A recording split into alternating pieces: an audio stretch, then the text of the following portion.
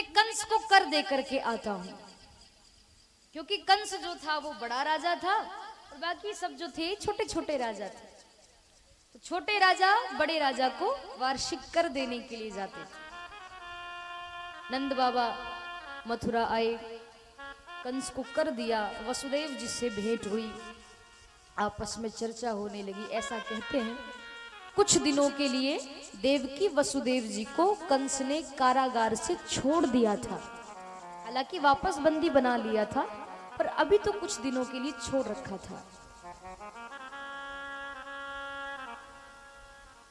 कंस ने आपातकालीन सभा बुलाई, जाओ पूरे ब्रजमंडल में पता चला कि नहीं कि ब्रज में अवतार लिया है मेरे काल ने, तो वो किसके घर अवतार लिया ये पता चला कि नहीं।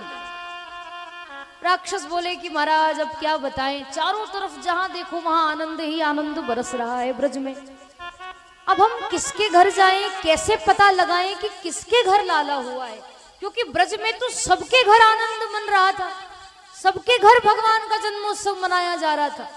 अब किसके घर लाला ने जन्म लिया ये बात पता नहीं चली, क्योंकि सबको ऐसा लगने लगा मानो कन्हैया ने हमारे घर जन्म लिया है। घर घर में आनंद बरस रहा था।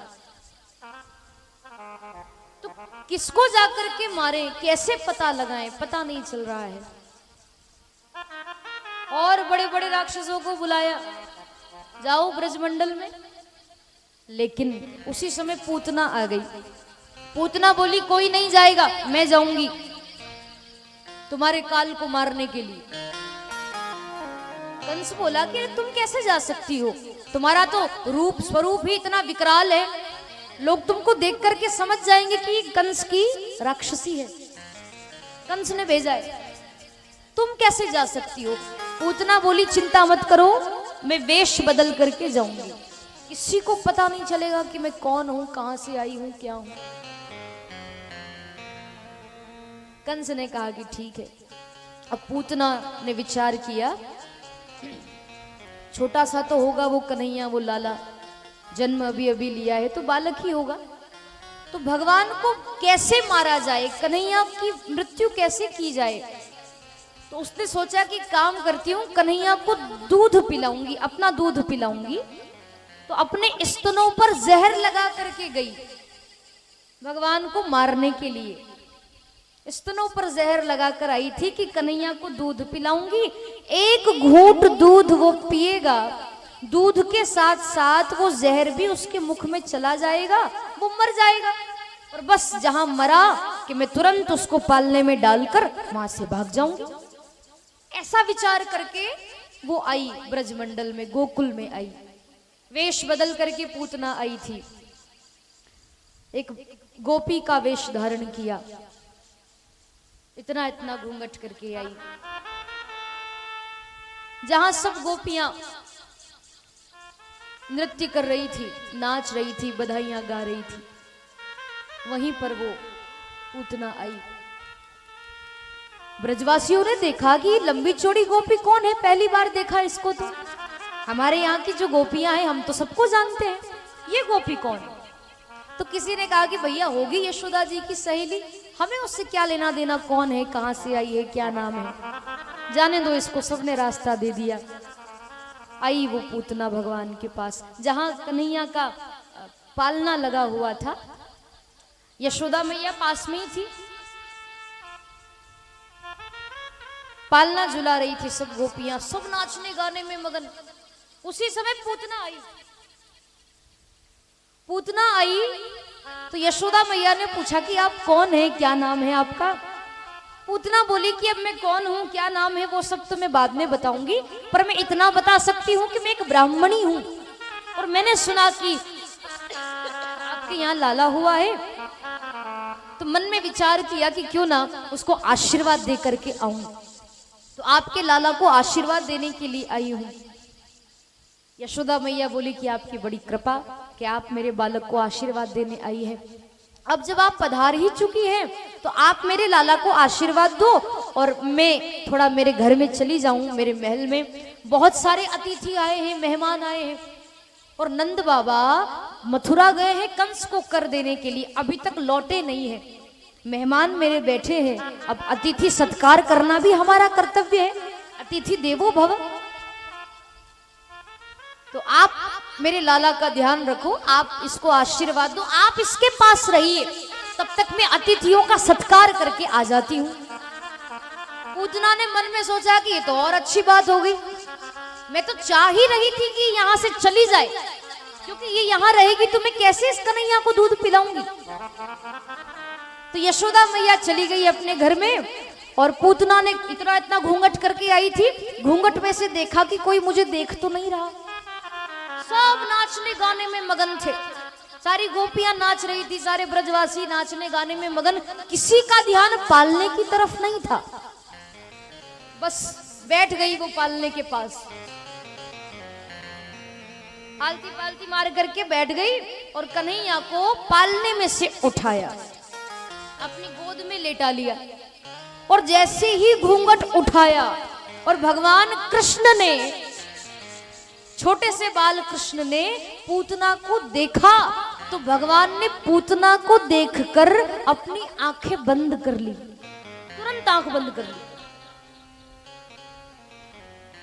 सुखदेव जी ने जब ये प्रसंग परीक्षित जी को सुनाया, तो परीक्षित कहने लगे कि गुरुदेव, प्रभु ने अपनी आंखें बंद क्यों की, क्या कारण है आंख बंद करने का।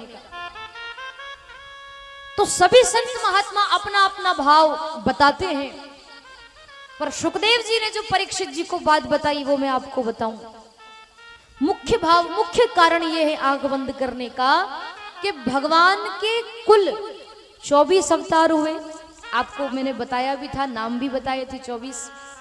तो 24 अवतार भगवान के हुए, उनमें से भगवान के परिपूर्ण अवतार केवल 2 हैं, एक राम जी का अवतार और एक कृष्ण जी का अवतार। तो भगवान ने आंखें बंद इसीलिए करी कि भगवान मन में सोचने लगे कि मेरे 2 अवतार परिपूर्ण हैं, एक तो मैं राम बनकर के आया और दूसरा अभी कृष्ण बनकर आया, पर इन दोनों ही अवतारों में सबसे पहले यदि मैंने किसी को मारा या किसी पर हाथ उठाया तो मैंने महिला पर हाथ उठाया है। आपने भी कभी राम कथा सुनी हो तो रामचरितमानस में सबसे पहले राम जी ने ताड़का का वध किया था, सबसे पहले भगवान ने ताड़का को मारा, और कृष्ण भगवान ने सबसे पहले पूतना को मारा। दोनों ही राक्षसी है, दोनों ही महिलाएं हैं। तो भगवान को इस बात की ग्लानि हुई कि मेरे 2 अवतार परिपूर्ण हैं, पर दोनों ही अवतारों में सबसे पहले मैंने मारने की शुरुआत की तो महिलाओं से की, नारी पर हाथ उठाया, मैंने एक स्त्री पर हाथ उठाया है। उस बात की भगवान को ग्लानि होने लगी, उस ग्लानि के कारण भगवान ने अपनी आंखें बंद कर ली। ये भाव बताते हैं संत महात्मा। आइए आपको बात समझ में, ग्लानि के कारण भगवान ने आंख बंद करी कि मैंने राक्षसी पर हाथ उठाया, उसको मारा है। सबसे पहले राक्षसी ही भगवान को मारने आई,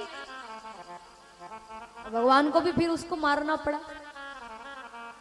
हालांकि कई संत महात्मा अपना अपना भाव बताते हैं, पर ये भाव, ये कारण मुख्य कारण है। आंख बंद कर ली। अब पूतना कन्हैया को अपना दुग्ध पान कराने लगी, कन्हैया के मुख में अपना दुग्ध दिया और भगवान बड़े प्रेम से उसका दूध पी रहे हैं। और पूतना इसी इंतजार में बैठी है कि एक घूंट दूध ये पिएगा, जहर इसके मुख में जाएगा, ये मर जाएगा। बस ये मरा नहीं कि मैं इसको पालने में डालकर भाग जाऊंगा, मुझे कौन पकड़ पाएगा, मेरे पास मायावी शक्तियां हैं, मैं गायब हो जाऊंगी। तो उसी इंतजार में बैठी, कन्हैया गोद में लेटे हैं, दूध पिला रही है। 5 मिनट हुए, 10 मिनट हुए, और पूतना इसी इंतजार में बैठी, अब मरे, अब मरे, अब मरे। पर ये बताइए आप मुझे, क्या भगवान मरने वाले हैं क्या? भगवान मरेंगे नहीं। 15 मिनट हो गए, 20 मिनट, आधा घंटा हो गया, पूतना इसी इंतजार में बैठी, अब मरे, अब मरे, अब मरे। आधा घंटा हो गया और कन्हैया बड़े प्रेम से गटक गटक गटक गटक गटक दूध पीते ही जा रहे हैं, पीते ही जा रहे हैं, पीते ही जा रहे हैं। भगवान को बड़ा आनंद आ रहा था। जब आधा घंटा हो गया, पौन घंटा हो गया, आज भगवान नहीं मरे, तो पूतना ने विचार किया कि ये कैसा बालक है, ये तो मरने का नाम ही नहीं लेता, ये मरता क्यों नहीं है। पर देखो भगवान की लीला, आधा घंटा पौन घंटा जब हुआ तब भगवान ने विचार किया कि अब मुझे इसकी मुक्ति भी कर देना चाहिए। तो दूध के साथ साथ भगवान धीरे धीरे पूतना के प्राणों को भी पीने लगे, दूध के साथ साथ उसके प्राणों को भगवान खींचने लगे। और आपको भी पता है कि जब प्राण शरीर से निकलते हैं तो श्वास लेने में कठिनाई होती है। प्राण उसके शरीर से धीरे धीरे निकलने लगे, भगवान प्राणों को पी रहे थे दूध के साथ साथ। तो जब प्राण शरीर से निकलने लगे तो पूतना की श्वास फूलने लगी, चिल्लाने लगी, अरे कन्हैया छोड़, अरे लाला छोड़, अरे कन्हैया छोड़, अरे लाला छोड़, चिल्लाने लगी। और जैसे ही चिल्लाई, जोर जोर से चिल्लाने लगी, आवाज लगाने लगी, कन्हैया छोड़, लाला छोड़, सांस फूलने लगी। तो 7 दिन के हैं अभी भगवान, कितने दिन के? मात्र 7 दिन के हैं भगवान। 7 दिन के कन्हैया ने पूतना की तरफ देखा, जब वो बोल रही थी लाला छोड़, कन्हैया छोड़, तो 7 दिन के कन्हैया ने पूतना से कहा कि पूतना मौसी, मुझे तो पकड़ना ही आता है, छोड़ना नहीं आता, और मैं जिसको एक बार पकड़ लेता हूं ना, फिर मैं उसको ठिकाने लगा कर ही छोड़ता हूं, ऐसे नहीं छोड़ता। पूतना सोचने लगी कि बाप रे, 7 दिन का बच्चा बोल रहा है, 7 दिन के बच्चे के मुख में तो दांत ही नहीं होते, 7 दिन के बच्चे की तो आंखें नहीं खुलती, और ये 7 दिन का बच्चा बोल रहा है, ये कैसा विचित्र बालक है। तो पूतना अपनी मायावी शक्ति से भगवान को उड़ा करके ले गई, नंद महल से बहुत दूर उड़ा करके किसी जंगल में ले गई। और जैसे ही भगवान ने पूतना के प्राणों को पिया, उसके प्राण शरीर से निकले पूरी तरीके से, तब पूतना धड़ाम से जमीन पर गिर पड़ी और उसकी वही राम नाम सत्य हो गई। बोलिए गोपाल कृष्ण भगवान की जय। पूतना के प्राणों को भगवान ने पी लिया, धड़ाम से जमीन पर गिर पड़ी पूतना। और जैसे ही वो गिरी, धड़ाम से गिरने की आवाज आई, और जैसे ही आवाज आई तो सारे ब्रजवासी गोपियां जो नाच रहे थे उनको पता नहीं चला, नाचने में इतने मगन हो गए, लाला पर ध्यान ही नहीं गया कि क्या हुआ है यहाँ पर जब धड़ाम से आवाज आई तब दौड़ लगाकर महल में से बाहर गए और बहुत दूर तक गए, जाकर देखा पूतना पड़ी थी वहां, विकराल रूप धारण हो गया था उसका। जब वो मरी तब असली रूप में आ गई, बड़े बड़े दांत, बड़े बड़े नाखून, लंबा चौड़ा शरीर, अजीब सा उसका चेहरा, विकराल रूप में पड़ी है वो मृत्यु की अवस्था में। और देखो भगवान की लीला, वो भले ही मर गई पूतना, पर भगवान अभी भी उसके वक्ष स्थल पर लेट करके उसका दुग्ध पान कर रहे हैं, अभी भी भगवान उसका दूध पी रहे हैं। सारे ब्रजवासियों ने देखा, तुरंत यशोदा जी को सूचना दी, दौड़ लगाकर यशोदा मैया आई, ओहो रोने लगी, अरे लाला मुझे क्या पता कि ये राक्षसी है, इसने तो कहा था कि मैं ब्राह्मणी हूं, मुझे क्या पता बेटा कि ये राक्षसी, मुझे क्षमा कर दे। कन्हैया से क्षमा मांगने लगी, लाला मुझे क्षमा कर दो। गोपियों ने बहुत डांट लगाई कि आप हर किसी पर विश्वास कर लेती हो, पहले देखा तो करो कि वो कौन है, क्या नाम है उसका, कहां से आई है, पूरा परिचय तो जानो, उसके बाद अपने बच्चे को किसी के हाथ में दो। अगर लाला को कुछ हो जाता तो। यशोदा मैया को बड़ा पश्चाताप होने लगा कि मुझसे गलती हो गई। लाला को तुरंत अपनी गोद में लिया और इतना रोई यशोदा मैया, इतना रोई कि अपने आंसुओं से लाला के सिर को भिगो दिया, पूरा सिर गीला कर दिया भगवान, इतना रोई वो। ब्रजवासियों ने कहा कि आप लाला को लेकर जाइए महल में, हम इस पूतना को ठिकाने पे लगा देंगे। अब वो पूतना का शरीर इतना लंबा चौड़ा था, इतनी बड़ी राक्षसी थी वो। भागवत जी में वर्णन है कि जब वो मरी, कितना बड़ा शरीर था उसका, उस पूतना का 18 किलोमीटर का शरीर था। कितने किलोमीटर का? 18 किलोमीटर का। 18 किलोमीटर जितने होते हैं उतना लंबा चौड़ा उसका शरीर था। विचार करो, उसके हाथ पैर शरीर कितना लंबा होगा। अब ब्रजवासियों से वो पूतना कोई उठने वाली थी क्या? बहुत भारी थी, लंबा चौड़ा 18 किलोमीटर का शरीर कौन उठा कर ले जाए? तो किसी ने उसके हाथ पकड़े, किसी ने उसके पैर पकड़े, घसीट करके उसको यमुना जी के किनारे लाए और यमुना जी के किनारे ही पूतना का अंतिम संस्कार किया गया, उसको जलाया गया। आपको सुनकर के बड़ा आश्चर्य होगा कि जब पूतना को घसीट करके लाए और यमुना जी के किनारे उसका अंतिम संस्कार हुआ, जब उसको जलाया गया तो पूतना के शरीर से सुगंध आने लगी, खुशबू आने लगी, बहुत प्यारी सुगंध आ रही थी। ब्रजवासी भी आश्चर्य में पड़ गए, वो समझ नहीं पाए बात को।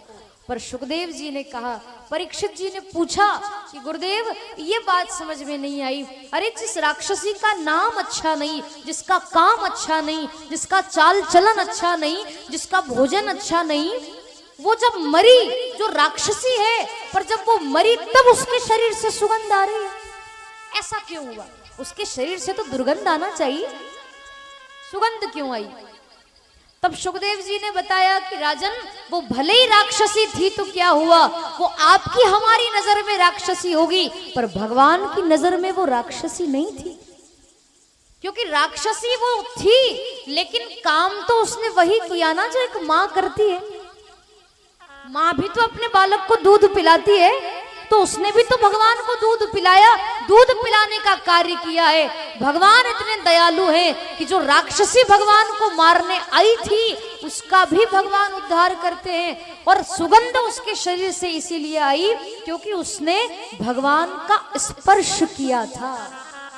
भगवान का जिसको स्पर्श हो जाए उसके बाद फिर वो कितनी ही बड़ी राक्षसी क्यों ना हो, पर वो राक्षसी भगवान की नजर में नहीं रहती, आपकी हमारी नजर में होगी, पर फिर भगवान उसको राक्षसी नहीं समझते, वो फिर भगवान की भक्त हो जाती है।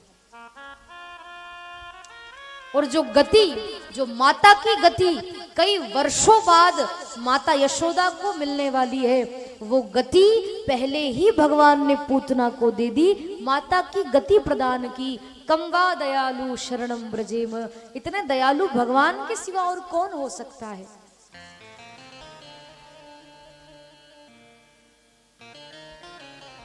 इतना दयालु और कौन हो सकता है? पूतना का भगवान उद्धार करते हैं।